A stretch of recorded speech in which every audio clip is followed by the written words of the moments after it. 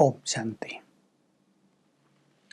मानसिक रोगों को बढ़ाने का एक बहुत बड़ा कारण दिखाई देता है ज्यादा सोचने की आदत।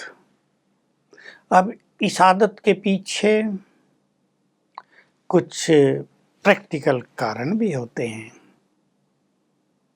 एक गृहिणी के परिवार में सास ससुर बच्चे सभी समस्याओं में हैं। दोनों बुजुर्ग हैं सास ससुर, उनको बीमारियां लगी हैं। उनकी सेवा भी इस माँ को करनी पड़ती है, पैसा भी कम है, हर तरह से विघ्न इनको घेरते जाते हैं। तो अच्छे से अच्छा मनुष्य भी बहुत चिंतित होगा ही। बहुत प्रैक्टिकल समस्या ये है। ऐसी बहुत सारी समस्याएं, किसी को कैंसर का रोग हो गया, डॉक्टरों ने बता दिया ब्रेन कैंसर है, या बता दिया चौथी स्टेज पर है, अब सेवा करो इसकी। तो परिवार भी ज़्यादा सोचने लगता है, वो व्यक्ति भी ज़्यादा सोचने लगता है, चिंतित हो जाता है, मेरा क्या होगा। अनेक तरह के विचार, मेरे बच्चों का क्या होगा, मेरे परिवार का क्या होगा, मेरे बिजनेस का क्या होगा। अनेक तरह के विचार मनुष्य को परेशान करने लगते हैं। और हमें इस सत्य को भी जान लेना चाहिए कि अगर हम बहुत चिंताओं में जीते हैं, इस तरह की परेशानियों में जीते हैं, तो बीमारियां बढ़ जाती हैं। जो घर के और लोग हैं वो भी यदि बहुत निगेटिव होंगे, चिंतित होंगे, तो उनके भी कमजोर वाइब्रेशंस सारे घर में फैल जाएंगे और इसका इफेक्ट उस बीमार व्यक्ति पर अवश्य आएगा। बहुत सारे युवक आज हम देख रहे हैं परीक्षाओं में, कॉम्पिटिटिव एग्जाम में सफल नहीं होते, फिर बहुत सोचते हैं अपने करियर को लेकर, और कंपटीशन देने से पहले ही उनके मन की स्पीड बहुत ज़्यादा होती है, तो कंसंट्रेशन होती नहीं, इसलिए भी एग्जाम्स में सफल नहीं होते हैं। लेकिन वो इस बात के लिए तैयार नहीं है। आजकल का युवक मेरी बात को गलत न लेना, इतना मैच्योर नहीं है युवक कि वो अपने भले बुरे का समझ ले। वो तो सोचते हैं कंप्यूटर का युग है, फ़ोन का युग है, हमें व्हाट्सएप से, फेसबुक से, ट्विटर से बहुत सारी चीज़ें, बहुत सारी इन्फॉर्मेशन इकट्ठी करनी है, इससे हमारी नॉलेज बढ़ेगी। ये एक विचार। लेकिन दूसरा विचार, कईयों में ये व्यसन बनकर आ गया है, बहुत बुरा व्यसन, कि रात के 2-2 बजे तक लैपटॉप पे लगे हुए हैं, फिल्में देख रहे हैं, कुछ और कर रहे हैं। माँ बाप सोचते हैं पढ़ रहे हैं, फिर नींद अच्छी नहीं आती, गंदी फिल्म देख ली, नींद में वही चलती रहती है, नींद अच्छी नहीं होती, और ये मानसिक रोगों का बहुत बड़ा कारण युवकों में बढ़ता जा रहा है। अब अगर युवक मेरी बात सुन रहे हों तो उन्हें सावधान होना चाहिए। हर चीज़ का प्रयोग संयमित, कंट्रोल रूप में रहना चाहिए।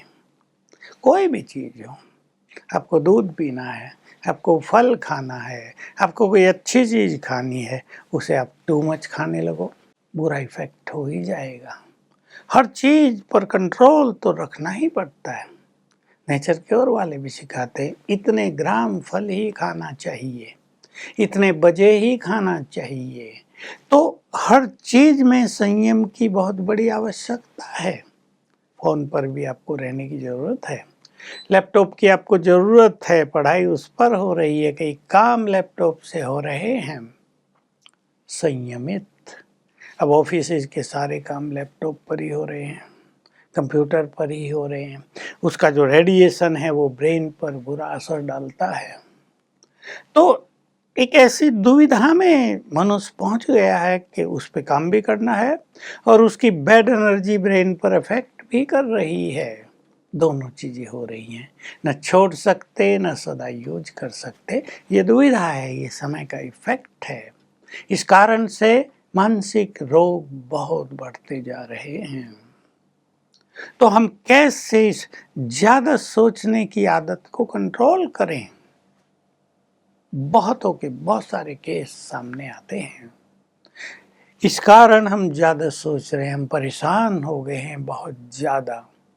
बिल्डर से मकान बुक कराया था, बिल्डर पैसा लेके भाग गया है, हमारी सारी संपत्ति वही थी, हमें धोखा मिल गया है।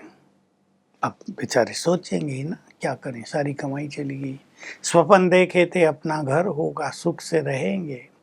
किराएदार तो रोज के रूम्स मकान बदलने पड़ते हैं, मकान मालिक के अधीन जैसे रहना पड़ता है, तो कहाँ तक रहेंगे। ऐसे हजारों कारण हैं जो मनुष्य के संकल्पों की स्पीड को तेज कर रहे हैं। और जब संकल्पों की स्पीड तेज हो जाती है तो ब्रेन की शक्तियां कमजोर पड़ने लगती हैं, क्योंकि उसको काम ज़्यादा करना पड़ रहा है ना। अब ब्रेन को ज़्यादा काम करना पड़ेगा तो ब्लड उसको उतना ही ज़्यादा चाहिए, वो भी नहीं मिलेगा। और ब्रेन अगर किसी और स्थिति में आ गया तो एंग्जाइटी, जो चिंता का बहुत गहरा रूप, जिसको मानसिक रोग कहा जाता है, ऐसी एंग्जाइटी लग जाएगी और फिर इसके लिए डॉक्टर के पास जाएंगे। अब डॉक्टर क्या करे, ज़्यादा सोच रहे हैं, चिंतित हो रहे हैं, लो दवाई खा लो भाई, उससे सोचना कम हो जाएगा, ब्रेन डल होने लगता है। क्योंकि मन की तो कोई गोली है नहीं ना। ठीक है, ब्रेन का फंक्शन थोड़ा सा स्लो डाउन हो जाएगा, लेकिन मन तो फिर वैसे ही सोचने लगेगा कुछ समय के बाद। तो दोनों में गिरावट आएगी, मन में भी गिरावट, ब्रेन में भी गिरावट। हमें मेडिसिन की ओर जाने से पहले सोच लेना चाहिए कि हमें ऐसे स्थान पर जाना चाहिए जहां हमें सुंदर विचार मिले, जहां से हमारे मन को खुराक मिले, जहां हमारी चिंताओं का ज़्यादा सोचने का समाधान मिले, और वो है ईश्वरीय ज्ञान। हम सब ये बहुत सुंदर कार्य कर रहे हैं। मेरे पास, हालांकि मैं मेडिकल डॉक्टर नहीं हूँ, पर बहुत लोग आते हैं मानसिक रोगों से जुड़े हुए, और हम उनको ये ज्ञान और राजयोग की विधि सिखाते हैं। और मैंने देखा, मतलब मैं कह सकता हूँ 90% लोग बिल्कुल ठीक हो जाते हैं, और जल्दी ठीक हो जाते हैं। कोई 21 दिन में, कोई 40 दिन में, किसी को बहुत ही ज़्यादा हो तो 3 मास में बिल्कुल ठीक हो जाते हैं।